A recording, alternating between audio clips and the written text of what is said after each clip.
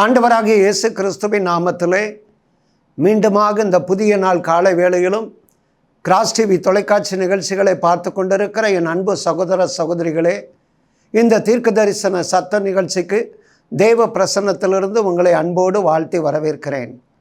இந்த புதிய நாளின் காலை வேளையிலும் உங்களோடு கூட பகிர்ந்து கொள்ளும்படியாக பரிசுத்த ஆவியானவர் என்னை பாரப்படுத்தின ஒரு வார்த்தை. அருமையானவர்களே, உபாகமத்தின் புத்தகம் 31ஆம் அதிகாரம் 6வது 8வது வசனம். நீங்கள் பலம் கொண்டு திடமனதாயிருங்கள், அவர்களுக்கு பயப்படவும் திகைக்கவும் வேண்டாம். உன் தேவனாகிய கர்த்தர் தாமே உன்னோடே கூட வருகிறார். அவர் உன்னை விட்டு விலகுவதும் இல்லை, உன்னை கைவிடுவதும் இல்லை என்று சொன்னான். என் அன்பு சகோதர சகோதரிகளே, தேவனுடைய மனிதனாகிய மோசே இஸ்ரவேல் சபை அனைத்தையும் அவன் ஒரு நாள் ஒன்று கூட்டுகிறார். அவர் ஒன்று கூட்டி ஒரு காரியத்தை சொல்லுகிறார். 2வது வசனத்திலே, இனி நான் 120 வயது உள்ளவனாகிவிட்டேன், இனி நான் போக்கும் வரத்துமா இருக்க முடியாது, என் காலங்கள் முடிந்து போய்விட்டது, நான் இனி இந்த உலகத்திலே ஜீவிக்க முடியாதபடி என் நாட்கள் குறிக்கப்பட்டு விட்டது. அருமையானவர்களே, அந்த சூழ்நிலையிலே இஸ்ரவேல் மக்களை பார்த்து, சபையாரை பார்த்து சொல்லுகிறார், உன் தேவனாகிய கர்த்தர் தாமே உங்களோடு கூட வருவார். உங்களை இதுவரைக்கும் வழி நடத்தின இந்த மோசே இனி வர முடியாது. அவன் ஜீவித்து போகிறான். அவனுடைய நாட்கள் நிறைவு பெற்று விட்டது. எனக்கு வயது 120 ஆகிவிட்டது. இனி நான் உங்களோடு கூட வர முடியாது. ஆனால் ஒரு வாக்குத்தத்தத்தை அவர்களுக்கு கொடுக்கிறான். உன் தேவனாகிய கர்த்தர் தாமே உன்னோடே கூட வருகிறார். அவர் உன்னை விட்டு விலகுவதும் இல்லை, உன்னை கைவிடுவதும் இல்லை. பாலும் தேனும் ஓடும் கானான் தேசத்தை நீங்கள் சுதந்தரிக்க போகிறீர்கள். உங்களுக்கு முன்னதாக கர்த்தர் தேசத்தை வைத்து விட்டார். இதோ இந்த யோர்தானை நீ கடந்து போய் அந்த தேசத்தை சுதந்தரிக்க போகிறீர்கள். சுதந்தரிக்க போகிற ஜனங்களுக்கு அவன் சொல்லுகிறான், கர்த்தர் உங்களோடு கூட வருகிறார். அவர் உங்களை விட்டு விலகவும் மாட்டார், உங்களை கைவிடவும் மாட்டார். எனக்கு அருமையானவர்களே, இந்த உபாகமத்தின் புத்தகம் 31ஆம் அதிகாரம் 8வது வசனத்திலே அதை சுதந்தரித்து கொடுக்க போகிற யோசுவாவை அழைக்கிறான். ஏனென்றால் கர்த்தர் சொன்னார் ஒரு நாள், மோசே, உனக்கு பிறகு இந்த யோசுவா இந்த ஜனங்களை நடத்த போகிறான். இந்த யோசுவாவை இதோ நான் மேன்மைப்படுத்த போகிறேன். யோசுவாவை முழு சபைக்கும் அந்த நாளிலே அவன் அறிமுகப்படுத்துகிறான். யோசுவாவின் மேல் தன் கரங்களை வைத்து ஆசீர்வதித்து, இனி வரும் நாட்களில் எனக்கு பிறகு நீதான் யோசுவா இந்த ஜனங்களை வழிநடத்த போகிறாய். ஆகவே யோசுவாவை அழைக்கிறான். இந்த மக்களுக்காக தேசத்தை யுத்தம் செய்து சுதந்தரித்து கொடுக்க போகிற யோசுவாவே, அந்த 31ஆம் அதிகாரம் 8வது வசனத்திலே அந்த யோசுவாவை பார்த்து சொல்லுகிறார், கர்த்தர் தாமே உனக்கு முன்னாக போகிறவர். அவர் உன்னோடு கூட இருப்பார். அவர் உன்னை விட்டு விலகுவதும் இல்லை, உன்னை கைவிடுவதும் இல்லை. நீ பயப்படவும் கலங்கவும் வேண்டாம். இந்த மோசே இதுவரைக்கும் உனக்கு தலைவனாக இருந்த இனி இந்த மோசையை நீ காணப்போவது இல்லை. ஆனால் திரளான ஜனங்களை நீ காணப்போகிறாய். திரளான ஜனங்களை நீ வழிநடத்த போகிறாய். ஒரு புதிய எல்லையை நீ சுதந்தரிக்க போகிறாய். ஆனால் நீ பயப்படாதே, நீ கலங்காதே. காரணம், உலகத்தின் முடிவு பரியந்தம் சகல நாட்களிலும் நம்மோடு கூட இருக்கிற ஆண்டவர், அந்த தேவனாகிய கர்த்தர் உன்னோடு கூட வருவார். அவர் உன்னோடு கூட இருப்பார். அவர் உன்னை விட்டு விலகுவதும் இல்லை, உன்னை கைவிடுவதும் இல்லை. என கருமையானவர்களை, இந்த புதிய நாள் கால வேளையிலே பரிசுத்த ஆவியானவர் உங்களை பார்த்து சொல்லுகிறார், ஏதோ ஒரு கலக்கம், ஏதோ ஒரு இனம் புரியாத பயத்தோடு கூட உங்களுக்கு ஆதரவாக இருந்தவர்கள், என் வாழ்க்கை பயணத்தில் உங்களோடு கூட பயணித்து வந்தவர்கள், யாரோ ஒருவரை இன்னைக்கு நீங்கள் இழந்து போனவர்களாய் இருக்கலாம். ஒரு கைவிட்ட நிலைமையிலே இருக்கலாம். நீங்கள் கலங்கி போனவர்களாய் இருக்கலாம். நீங்கள் பயந்து கொண்டிருக்கலாம். இனி அடுத்த அடியை, இனி வரக்கூடிய எதிர்காலத்தை நான் கடந்து செல்லுவது, எதிர்கொள்வது என்கிற ஒரு பயத்தோடு இருக்கலாம்.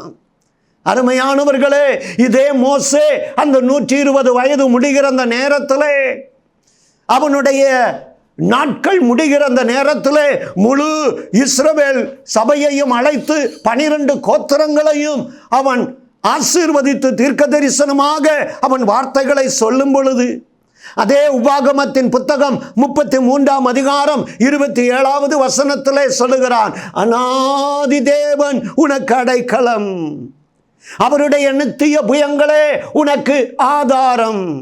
The eternal God is your refuge. அநாதி தேவன் உனக்கு அடைக்கலமாயிருப்பார். இஸ்ரவேல் ஜனங்களே, பயப்படாதிருங்கள், அநாதி தேவன் உங்களுக்கு அடைக்கலம். அருமையானவர்களே, the eternal God is your refuge. அருமையானவர்களே, அன்றைக்கு ஆபிரகாமை ஆண்டவர் அழைக்கும் பொழுது, ஆபிரகாமே நீ பயப்படாதே, நான் உனக்கு மகா பெரிய பலனும் உனக்கு பெரிய கேடகமுமாய் இருக்கிறேன். I am the shield and great reward for you. நான் உனக்கு கேடகமுமாய் இருப்பேன், உனக்கு மகா பெரிய பலனுமாய் இருப்பேன். ஆகவே தான் அன்றைக்கு இஸ்ரவேல் ஜனங்களை அவன் ஒப்பு கொடுத்து சொல்லும் ஒரு காரியம் என்ன? அநாதி தேவன் உங்களுக்கு அடைக்கலம், அவருடைய நித்திய புயங்கள் உனக்கு ஆதாரம். காரணம் என்ன? The eternal God is your refuge. அநாதி தேவன் உனக்கு அடைக்கலம். இத்தனை ஆண்டு காலம் என்னோடு கூட இருந்து என்னை வழிநடத்தி பலப்படுத்தி உங்களை வழிநடத்துவதற்கு தேவன் கிருபை செய்தாரே. அதை குறித்து அவன் சொல்லும் பொழுது அவன் என்ன சொல்லுகிறான்? கர்த்தர் ஒருவனே அவனை வழிநடத்தினான். ஒரு தகப்பன் தன் பிள்ளையை சுமப்பது போல கர்த்தர் ஒருவனே அந்த இஸ்ரவேல் முழு ஜனத்தையும் ஒரு மனிதனாக, ஒரு பிள்ளையாக பாவித்து சொல்லுகிறான். God alone let him. God alone let him. கர்த்தர் ஒருவரே அவனை வழி நடத்தினார்.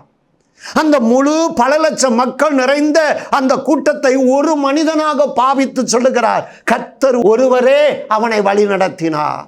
என கருமையானவர்களே, உங்களை வழிநடத்த குடும்பத்திலே எத்தனை பேர் இருந்தாலும் தேவன் ஒரு தகப்பன் தன் பிள்ளையை சுமப்பது போல், God alone let him. கர்த்தர் ஒருவரே உங்களை அவர் வழி நடத்துவார். தகப்பன் தன் பிள்ளையை தூக்கி சுமப்பது போல் அவர் உங்களை சுமப்பார். அவர் உங்களுக்கு முன்னதாக ஒவ்வொரு நாளும் புறப்பட்டு செல்லுகிறார். அருமையானவர்களே, என் சமூகம் உனக்கு முன்னதாக செல்லும், என் கண்களில் கிருபை கிடைத்தது.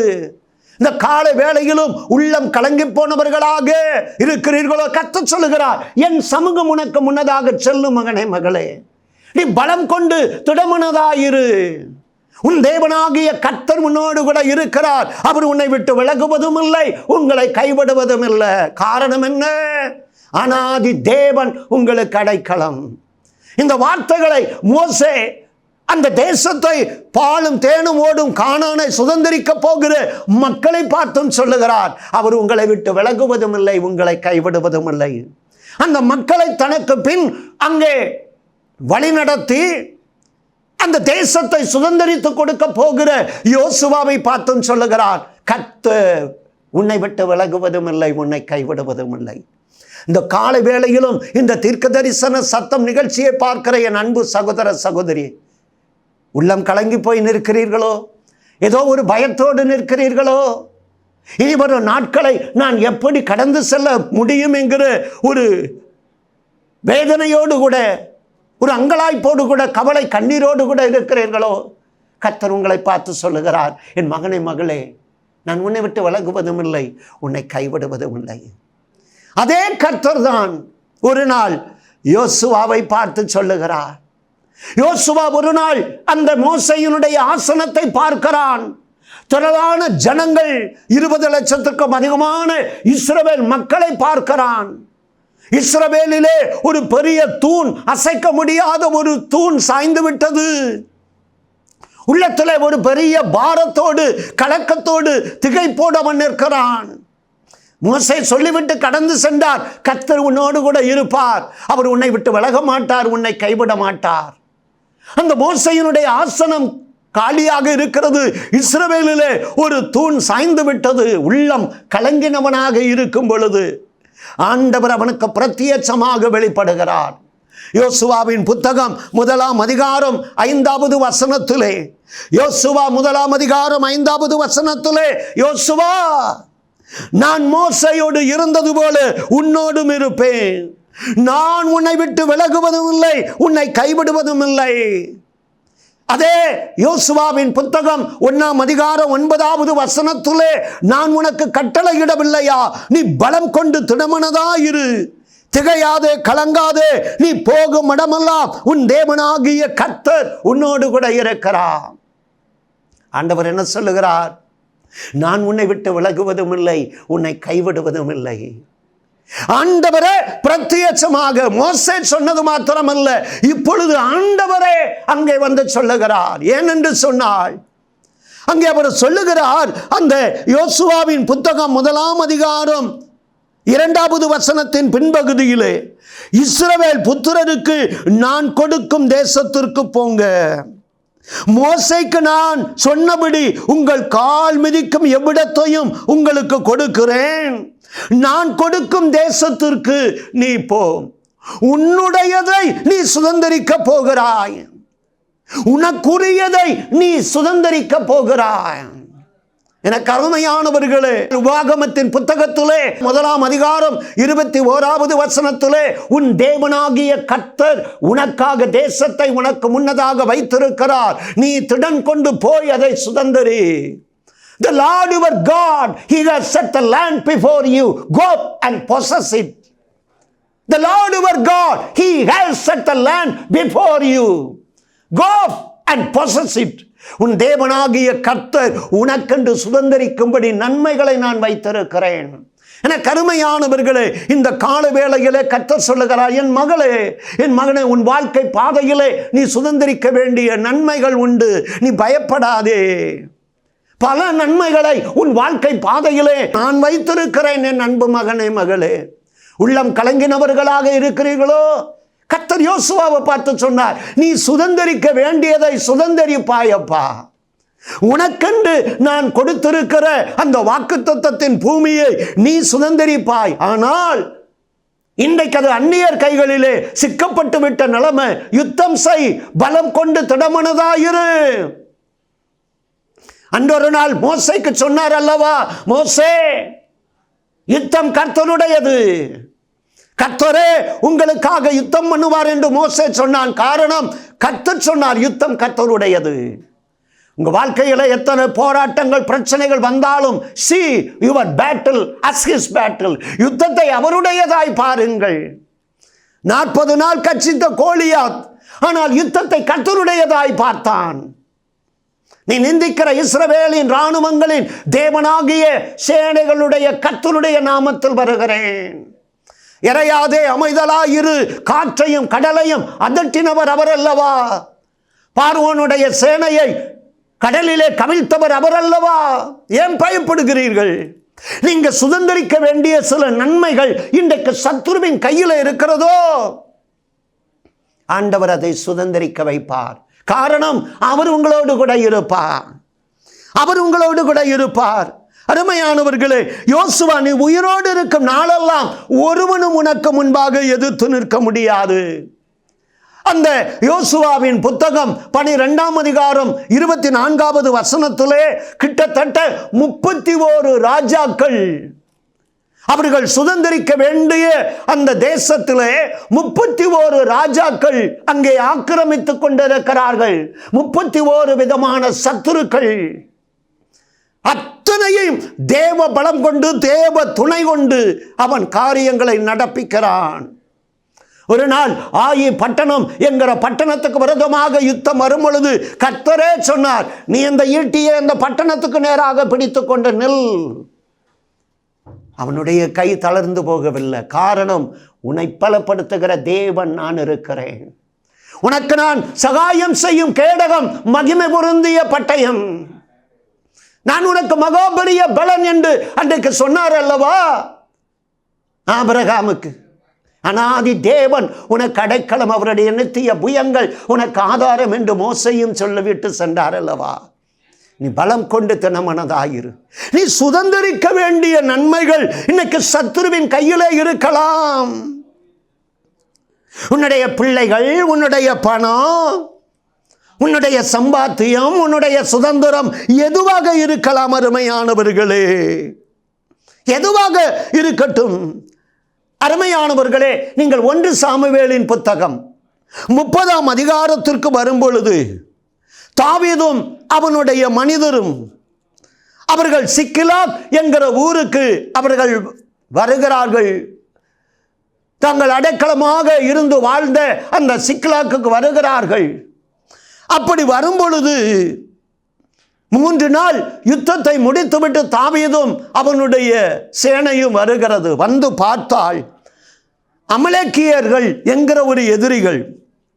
2வது வசனம் சொல்லுகிறது, ஸ்திரீகள் சிறியவர்கள் பெரியவர்களையும் சிறைபிடித்து அவர்களை கொண்டு போடாமல் அவர்களை பிடித்து கொண்டு தங்கள் வழியே போய்விட்டார்கள்.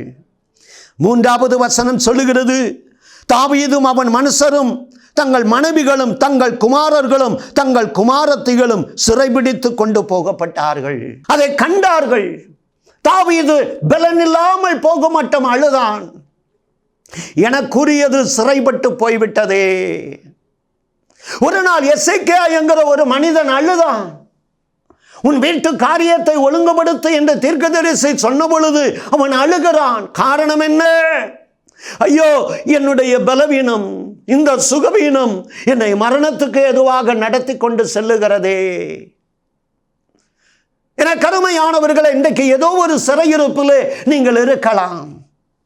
உங்களுக்கு உரிய ஒரு காரியத்தை நீங்கள் சுதந்திரிக்க முடியாமல், அது உங்களுடைய சரீரத்திலே உடல் நலம் சுகமாயிருக்கலாம். உங்களுடைய சொத்து சுதந்திரம், உங்களுடைய பணம், உங்களுடைய உழைப்பு, ஏன் உங்கள் குடும்பத்தில் யாரோ ஒருவர் சிறையிருப்பிலே இருக்கலாம். உள்ளம் கலங்காதிருங்கள் அருமையானவர்களே. நடந்தது என்ன? தாவீது மிகவும் நெருக்கப்பட்டான் என்று வேதம் சொல்லுகிறது. அங்கே 4வது வசனமும் 6வது வசனமும் அழுகிறதற்கு பலனில்லாமல் போக மட்டும் ஜனங்கள் அழுகிறார்கள். தாவீது மிகவும் நெருக்கப்பட்டான் என்று 6வது வசனம் 1 சாமுவேல் 30:6. ஆனால் 1 கர்த்தருக்குள் தன்னை திடப்படுத்துகிறான். நீ பலம் கொண்டு திடமனதாயிரு என்று சொன்னாரே, அந்த கர்த்தருக்குள் தன்னை திடப்படுத்துகிறான். நான் உனக்கு மகா பெரிய பலன் என்று சொன்னவர் அல்லவா. இன்னைக்கு காலை வேளையிலே ஏதோ ஒரு சிறையிருப்பு பிள்ளைகளுடைய வாழ்க்கையிலே இந்த உலகத்தினுடைய களியாட்டுகள், லாகிரி வஸ்துகள், போதை வஸ்துகள், பாவம் என்கிற ஒரு அடிமைத்தனத்திலே உன் பிள்ளைகள் இருக்கிறார்களோ? கடன் வறுமை, ஏழைகளுடைய வறுமை அவர்களை கலங்க பண்ணும். உழைப்புக்கேற்ற ஊதியம் இல்லை, கடன் வட்டி என்கிற ஒரு பெரிய பொருளாதார நுகத்தடி உங்கள் கழுத்திலே விழுந்து விட்டதோ? முழுவதும் பிரயாசப்பட்டு தோல்வியின் விளிம்பில் இருந்த பேதுருவை போல் இன்றைக்கு உழைத்தும் வரத்துள்ளாத பலனை போல் வெறுமையாக பொத்தல் பையிலே போடப்பட்ட ஒரு சூழ்நிலையோ? சரீரத்தின் பலவீனத்தின் நிமித்தமாக இன்றைக்கு எசேக்கியாவை போல நீங்கள் அழுது கொண்டு இருக்கிறீர்களோ? உள்ளம் கலங்காதிருங்கள் அருமையானவர்களே, உள்ளம் கலங்காதிருங்க. சத்துரு எதை நம்முடைய வாழ்க்கையிலே சிறைபிடித்தானோ அந்த சிறையிருப்பை மாற்றி தருகிற தேவன் நம்முடைய தேவனாகிய கர்த்தர். வேதம் சொல்லுகிறது, தாவீது தன் தேவனாகிய கர்த்தருக்குள் தன்னை திடப்படுத்தி கொண்ட பொழுது அங்கே 1 சாமுவேல் 30:8 நீ பிடித்து சகலவற்றையும் திருப்பிக் கொள்வாய் என்று வேதம் சொல்லுகிறது. கர்த்தர் சொல்லுகிறார், தாவீதே, அந்த அமலேக்கியர்கள், அந்த எதிரிகளை நீ பின்தொடர்ந்து போ. காரணம் என்ன? யுத்தத்தை நடத்துகிறது நம் தேவனாகிய கர்த்தர். அவர் நம்மை விட்டு விலகவும் மாட்டார், நம்மை கைவிடவும் மாட்டார். அருமையானவர்களே, வேதம் சொல்லுகிறது 18வது வசனம் 1 சாமுவேல் 30:18 அமலேக்கியர்கள் பிடித்து கொண்டு போன எல்லாவற்றையும் தாவீது தன்னுடைய மனைவிகளையும் தாவீது விடுவித்துக் கொண்டான். 19வது வசனம், எதிரிகள் கொள்ளையாடி கொண்டு போன எல்லாவற்றிலும், சிறியதிலும் பெரியதிலும், தங்கள் குமாரரிலும் குமாரத்திகளிலும் ஒன்றும் குறைவுபடாமல் எல்லாவற்றையும் தாவீது திருப்பிக் கொண்டான். ஐயா, தேவன் வாக்கு தத்தங்களிலே தன்னுடைய வார்த்தையிலே உண்மையுள்ளவர். அருமையானவர்களே, தன்னுடைய வார்த்தையிலே அவர் உண்மையுள்ளவர். உள்ளம் கலங்காதிருங்க அருமையானவர்களே, உள்ளம் கலங்காதிருங்க. பிள்ளைகளுடைய வாழ்க்கையிலே சிறையிருப்பா, அவருடைய வலதுகரம் செய்யும் இரட்சிப்பின் வல்லமையை காண்பீர்கள். காரணம் என்ன? குமாரன் விடுதலையாக்கினால் மெய்யாகவே விடுதலையாவீர்கள். சத்தியம் உங்களை விடுதலையாக்கும். பரிசுத்த ஆவியானவர் நம்மை விடுதலையாக்குவார். யோசுவாவை குறித்த ஆண்டவர், நீ பலம் கொண்டு திடமனதாயிரு என்று சொன்னது மாத்திரமல்ல, நான் உன்னை விட்டு விலக மாட்டேன், உன்னை கைவிடவும் மாட்டேன்னு சொல்லி என்ன சொன்னாரு? இந்த நியாயப்பிரமாண புத்தகம் உன் வாயை விட்டு பிரியாதிருப்பாயாக. இந்த வேத வசனம் உன்னை எப்பொழுதும் இரவும் பகலும் நீ அதை தியானித்துக் கொண்டிரு, நீ செய்ய கவனமாயிருக்கும்படி. மனிதன் அப்பத்தினால் மாத்திரமல்ல, அவருடைய வாயிலிருந்து புறப்படுகிற ஒவ்வொரு வார்த்தையினாலும் பிழைப்புண்டு. விசுவாசிக்கிறவன் பதறான். வார்த்தைகளை கொண்டு கர்த்தரிடத்தில் திரும்ப. காரணம், இந்த சத்திய வேதம், இதுக்கு ஜீவன் இருக்கிறது. அருமையானவர்களே, தூத்துக்குடி பட்டணத்திலே ஒரு ஆலயத்திலே ஒரு நாள் ஜெபித்துக் கொண்டிருக்கும் பொழுது, அந்த ஆலயத்தை, ஒரு பெரிய ஆலயம், ஒரு வாலிப மகன் அந்த ஆலயத்தை பெருக்கி சுத்தம் செய்து கொண்டிருந்தான். அந்த ஆலயத்திலே நான் ஜெபித்துக் கொண்டிருக்கும் போது அந்த தம்பி என்னை தேடி ஓடி வந்தான். என்னை பார்த்த உடனே அவன் ஓடி வந்தான். தன்னுடைய செல்போனை எடுத்துக்கொண்டு, அண்ணா உங்களோடு கூட ஒரு செல்ஃபி எடுத்துக்கொள்ள வேண்டும். எனக்கு ஆச்சரியமா இருந்தது. என்ன விஷயம் என்று சொல்லி ஆலயத்துக்கு வெளியே அவன் நானுமாக இணைந்து அவனுடைய ஃபோனில் இருந்து ஒரு செல்ஃபி படம் எடுத்துக்கொண்டான் தன் செல்போனில். ஆனால் நான் கர்த்தருடைய ஊழியத்துக்கென்று ஒப்பு கொடுத்து தற்சமயம் இந்த ஆலயத்தில் பணிவிடைக்காரனாக இருக்கிறேன். ஒரு நாள் நாலுமாவடியில் இயேசு விடுவிக்கார் வியாழக்கிழமை உபவாச ஜபத்திலே நீங்கள் கர்த்தருடைய வார்த்தையை பகிர்ந்து கொண்டிருந்தீர்கள். எசேக்கியாவை குறித்து 25 வயது வாலிப வயதிலே கர்த்தருடைய ஆலயத்தின் ஆராதனையை அவன் திட்டம் பண்ணுகிறான். தேவனை தேடுவதற்கு தன் இருதயத்தை 25 வயது வாலிபன் பதவிக்கு வந்த உடனே, மண்ணுக்காக மாணிக்கத்தை விட்ட முடியாது. இன்னைக்கு எனக்கு ஆஸ்தி பணம் அந்தஸ்தல்ல, கர்த்தர் ஆசீர்வாதங்கள் எனக்கு முக்கியமல்ல. ஆசீர்வாதத்தை தந்த இந்த மேன்மையை தந்த கர்த்தர் என்று சொல்லி கர்த்தருடைய ஆலயத்தின் கதவுகளை திறந்தான். தேவனை தேட தன்னை ஒருமுகப்படுத்தினான். கர்த்தருடைய ஆலயத்தின் ஆராதனையை திட்டம் பண்ணுகிறான். முதலாவது, தேவனுடைய ராஜ்யத்தை தேடு, தேவனை தேடு. வாலிப மகனே, உன் வாழ்க்கையை இயேசுவுக்கு ஒப்புக்கொடு என்று சொல்லி நீங்கள் சொன்னீர்கள். அன்றைக்கு என் தாய் வலுக்கட்டாயமாக நான் உலகத்திலே துன்மார்க்கமாய் நான் ஜீவித்துக் கொண்டிருந்த வாலிபன். என் தாய் வலுக்கட்டாயமாக விடாப்பிடியாக என்னை அழைத்து கொண்டு அந்த வியாழக்கிழமை உபவாச ஜெபத்துக்கு வந்த பொழுது அந்த எசேக்கியாவை குறித்து சொன்ன வார்த்தை, வேத வசனம் என்னை தொட்டது. அந்த நாளிலே நான் கர்த்தருக்கு என் வாழ்க்கையை ஒப்பு கொடுத்தேன். ஒரு சில நாட்களிலே நான் ஒரு பைபிள் காலேஜில் சேர்ந்து வேதத்தை கற்றுக்கொண்டேன். ஊழியத்திற்கு என்னை ஒப்பு கொடுத்தேன். இப்பொழுது இந்த ஆலயத்தில் ஒரு பணிவிடைக்காரனாக இருக்கிறேன். ஒரு எளிய ஆரம்பம் எனக்கு மிகவும் ஆச்சரியமாக இருந்தது. அருமையானவர்களே, இன்னைக்கு எது நம்முடைய வாழ்க்கையில் சிறையிருப்பு? அன்றைக்கு நீ சுதந்திரிக்க போகிற தேசம் 31 ராஜாக்களுடைய கைகளிலே அது சிக்கி இருந்தாலும் அன்றைக்கு யோசுவாவை பார்த்து சொன்னார், உன்னுடையதை நீ சுதந்திரிக்க போகிறாய். அது முடிகிற வரைக்கும் நான் உன்னை விட்டு விலகுவதும் இல்லை, உன்னை கைவிடுவதும் இல்லை. எனக்கு அருமையானவர்களே, இந்த காலை வேளையிலே பரிசுத்த ஆவியானவர் உங்களை பார்த்து சொல்லுகிற ஒரு வார்த்தை அதுதான். நீ சுதந்திரிக்க போகிற நன்மை, அதை நான் உனக்கு தருவேன். அது உன்னுடைய எந்த காரியமாயிருக்கலாம். தாவீதை இழந்து நின்றான். ஒன்றும் குறைவுபடாமல் திருப்பிக் கொள்ளுவாய் என்று சொன்ன பொழுது திருப்பிக் கொண்டான். ராம் முழுவதும் பிரயாசப்பட்டு தோல்வியின் விளிம்பிலே பேதுரு இருந்தான். கர்த்தர் அந்த தொழிலிலே இறங்கி வந்தார். 2 படகுகள் நிரம்ப அவன் ஆசீர்வதிக்கப்பட்டான். ஒரு நாள் ஒரு தீர்க்கதரிசி புத்திரன் எலிசாவின் இடத்திலே ஓடி வருகிறான். தேவனுடைய மனுஷனே, ஒரு இரவலாக வாங்கின ஒரு கோடாலி யோர்தானிலே விழுந்து விட்டது. யோர்தானிலே விழுந்து விட்டது. அது இரவலாய் வாங்கப்பட்டது. ஐயோ ஆண்டவனே எனக்கு உதவி செய்யும். இன்றைக்கு ஏதோ ஒன்று மூழ்கி போன நிலைமையில் இருக்கிறீர்களோ, கைவிடப்பட்ட ஒரு சூழ்நிலையில் இருக்கிறீர்களோ, இந்த காலை வேளையிலே உள்ளம் கலங்காதிருங்க. நீ சுதந்திரிக்க போகிற நன்மை அது 31 ராஜாக்கள் என்கிற எதிரிகள் கையில் இருந்தாலும் இயேசுவா நீ பலம் கொண்டு திடமனதாயிரு, நான் உன்னோடு கூட இருக்கிறேன். இந்த காலை வேளையிலே அருமையானவர்களே, இந்த புதிய நாள் கால வேளையிலும் கர்த்தர் சொல்லுகிறார், அநாதி தேவன் உனக்கு அடைக்கலம், அவருடைய நித்திய புயங்கள் உனக்கு ஆதாரம் என்று அன்றைக்கு மோசே சொல்லிவிட்டு சென்றான். The eternal God is your refuge. அந்த தேசத்திலே வாழப்போகிற சுதந்திரிக்க போகிற மக்களை பார்த்து சொன்னான், கர்த்தர் உங்களுக்கு முன்னதாக போகிறார், அவர் உங்களை விட்டு விலகுவதும் இல்லை, உங்களை கைவிடுவதும் இல்லை. அதை சுதந்திரிக்க போகிற யோசுவாவுக்கும் அங்கே மோசே அதை தீர்க்க தரிசனமாக அந்த வார்த்தையை சொல்லுகிறான். யோசுவா, உன் தேவனாகிய கர்த்தர் உன்னோடு கூட இருக்கிறார், நீ பயப்படாதே, நீ பலம் கொண்டு திடமனதாயிரு, அவர் உன்னை விட்டு விலகுவதும் இல்லை, உன்னை கைவிடுவதும் இல்லை. ஒரு நாள் அந்த சுதந்திரிக்க வேண்டிய அந்த வேளை வந்த பொழுது 31 ராஜாக்களையும் எதிர்கொள்ள வேண்டிய ஒரு சூழ்நிலை வந்த பொழுது கர்த்தரே வந்து தரிசனமாகிறார். யோசுவா, நான் உன்னை விட்டு விலகுவதும் இல்லை, உன்னை கைவிடுவதும் இல்லை. மலைகள் இடம்பெயரலாம், பூமி நிலை பெயரலாம், என் கிருபை உன்னை விட்டு விலகாது. இஸ்ரவேலர் வாசஸ்தலங்களிலிருந்து மேக ஸ்தம்பமும் அக்கினி ஸ்தம்பம் என்கிற தேவனுடைய பாதுகாப்பும் பிரசன்னமும் அந்த குடும்பங்களை, வாசஸ்தலங்களை, கூடாரங்களை விட்டு விலகல.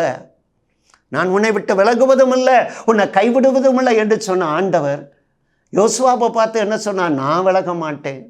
ஏசாயா தீர்க்கதரிசில என்ன சொன்னார்? என் கிருபை உன்னை விட்டு விலகாது. அதே நேரம் இஸ்ரவேலருடைய வாசஸ்தலங்களில் அவருடைய பாதுகாப்பு என்கிற அந்த மேகஸ்தம்பம், அக்கினி ஸ்தம்பம், அவருடைய பிரசன்னமும் விலகலை.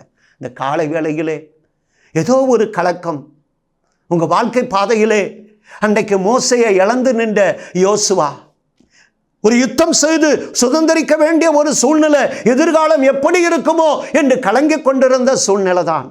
ஆனால் கர்த்தரே நீ சுதந்திரிக்க வேண்டிய காரியம் இன்னைக்கு யார் கையிலே சிக்கி இருக்கலாம். நான் உன்னோடு கூட இருப்பேன்ப்பா, நான் உன்னை விட்டு விலகுவதும் இல்லை, உன்னை கைவிடுவதும் இல்லை என்று சொன்னது மாத்திரம் இல்லை, அப்படியே அந்த வார்த்தையில் உண்மையுள்ளவராய் இருந்து அந்த யோசுவாவின் புத்தகத்திற்கு நீங்கள் வரும் பொழுது அருமையானவர்களே, யோசுவா 11ஆம் அதிகாரம் 23வது வசனத்திலே யோசுவா கர்த்தர் மோசேயினிடத்தில் சொன்னபடியே தேசம் அனைத்தையும் பிடித்து அதை இஸ்ரவேலருக்கு அவர்கள் கோத்திரங்களுக்கும் அப்படியே பங்கிட்டு சுதந்திரமாக கொடுத்தான். சொன்னதை அப்படியே செய்து முடித்து கொடுக்கிற தேவன் இந்த காலை வேளையிலும் மோசேக்கு சொன்னதை, யோசுவாவுக்கு சொன்னதை நிறைவேற்றி உன்னை விட்டு விலகுவதும் இல்லை, உன்னை கைவிடுவதும் இல்லை என்று சொன்ன கர்த்தர் உங்களோடு கூட இருக்கார். அவர் உங்களை நடத்துவார். ஜெபிக்கலாமா? எங்கள் அன்பின் பரலோக பிதாவே, இப்பொழுதும் இந்த காலை வேளையில் தகப்பனே, உம்முடைய பிள்ளைகளுக்காக இந்த தீர்க்க தரிசன சத்தம் நிகழ்ச்சியை பார்த்து கொண்டிருக்கிற உம்முடைய பிள்ளைகளுக்காக ஜெபிக்கிறேன். நான் உன்னை விட்டு விலகுவதும் இல்லை, உன்னை கைவிடுவதும் இல்லை என்று சொன்னவரே, பரிசுத்த ஆவியானவரே, இந்த நிகழ்ச்சியை, கிராஸ் டிவி நிகழ்ச்சிகளை பார்த்து கொண்டிருக்கிற நம்முடைய பிள்ளைகளுக்காக ஜெபிக்கிறேன். உயரமாக எழும்பும் அலைகளை கண்டு நீ பயப்படாதே என் மகனே, மகளே. அந்த உயரமாக எழும்பும் அலைகளையும் பிரச்சனைகளையும் போராட்டத்தையும் நீ என்னிடத்தில் விட்டுவிடு. உன் பிரச்சனைக்கு தீர்வு என்னிடத்தில் உண்டு மகனே, மகளே. பரிசுத்த ஆவியானவர் சொல்லுகிறார், இந்த நாளிலும் என் பாதம் தேடி, என் வார்த்தையை தேடி நீ வந்தாய் அல்லவா? என்னுடைய வார்த்தையை கேட்க நீ வந்து அமர்ந்தாய் அல்லவா? என்னாலே எல்லாம் கூடும். மனம் சோர்ந்து போனாயோ? உன் விசுவாசம் எங்கே? கொஞ்சம் பின் திரும்பி பார். உன் வாழ்க்கை பயணத்தை கொஞ்சம் பின்னாலே திரும்பி பார். நீ கடந்து வந்த வழி எத்தனை வனாந்தரம், எத்தனை மலைகள், எத்தனை ஆழமான சமுத்திரங்கள், உன் மனதையும் உன் காலையும் குத்தின காயங்கள், நம்பிக்கை துரோகங்கள், எத்தனை கிருபையாய் அவைகளின் மத்தியில் உன்னை நடத்தினேன். மறந்து விடாதே, திடன்கொள், எண்ணி எண்ணி துதி செய், நன்றி கீதம் பாடு மகனே மகளே. உனக்காக நான் வனாந்தரத்திலே வழியை உண்டாக்கவில்லையா? வலிய சமுத்திரத்தின் நடுவிலே பாதைகளை ஏற்படுத்தவில்லையா? உன்னால் கொஞ்சமும் கையாள முடியாத எத்தனையோ சூழ்நிலைகளில் ஓடோடி வந்து உன்னை விடுவிக்கவில்லையா? பயப்படாதே, நான் உனக்கு துணை நிற்கிறேன். இந்த காலை வேளையிலே உன் வலக்கரம் பிடித்து நான் துணையாய் நிற்பேன். நான் உன்னை விட்டு விலகுவதும் இல்லை, உன்னை கைவிடுவதும் இல்லை. உன் கால் இடராதபடி என் தூதர்கள் உன்னை கரத்திலே ஏந்துவார்கள். உன் தேவைகள் மகனே மகளே அற்புதமாய் சந்தித்து உன்னை விடுதலையின் பூமியிலே நான் நடத்தவில்லையா? பயப்படாதே, என் கிருபையை மாத்திரம் சார்ந்து கொள். உன் வாழ்வின் எல்லா சூழ்நிலையும் உன் தேவனாகிய கர்த்தருடைய கட்டுப்பாட்டிற்குள் வைத்திருக்கிறார். புதிய பாதைகளை உனக்காக ஏற்படுத்துவேன், தடைகளை நீக்கி போடுவேன். உன் தேவைகளை அற்புதமாய் சந்திப்பேன். அடைக்கப்பட்ட கதவுகள் உனக்காக திறப்பேன்.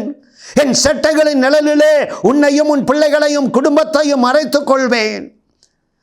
யாரும் உன்னை தீங்கு செய்யாதபடி, தீங்கு உன்னை துக்கப்படுத்தாதபடி வலக்கரம் பிடித்து நான் உனக்கு துணையாய் நிற்பேன். நான் உன் பரம தகப்பன், உன் இரட்சகர். உனக்காக ஏராளமான நன்மைகளை உன் வாழ்க்கை பாதையிலே வைத்து காத்து கொண்டிருக்கிறேன். இந்த உலகத்திற்கு என்ன நடந்தாலும் நான் என் ஆண்டவருடைய கரங்களில் இருக்கிறேன். சகலமும் நன்மைக்கு ஏதுவாகவே நடக்கும் என்று நம்புகிறேன் என்று உன் வாயின் வார்த்தைகளை அறிக்கையிடு. நான் உன்னை நடத்துவேன். இந்த தேவன் என்றென்றைக்கும் உள்ள சதா காலங்களிலும் உன்னுடைய தேவன். வாழ்வு பரியந்தம் முழுவதும் உன்னை விட்டு விலகுவதும் இல்லை, அவர் உன்னை கைவிடுவதும் இல்லை. நன்றி பரிசுத்த ஆவியானவரே, வாக்கினால் சொன்னதை உம்முடைய பிள்ளைகளுக்கு கரத்தினால் நிறைவேற்றும். நல்ல நாட்களை காண, நல்ல செய்திகளை கேட்க அனுக்கிரகம் செய்யுங்க. இயேசு இரட்சகர் என்ப திருநாமத்தில் ஜெபிக்கிறேன் ஜீவனுள்ள நல்ல பிதாவே. ஆமேன், ஆமேன். God bless you. கர்த்தர் உங்களை ஆசீர்வதிப்பார்.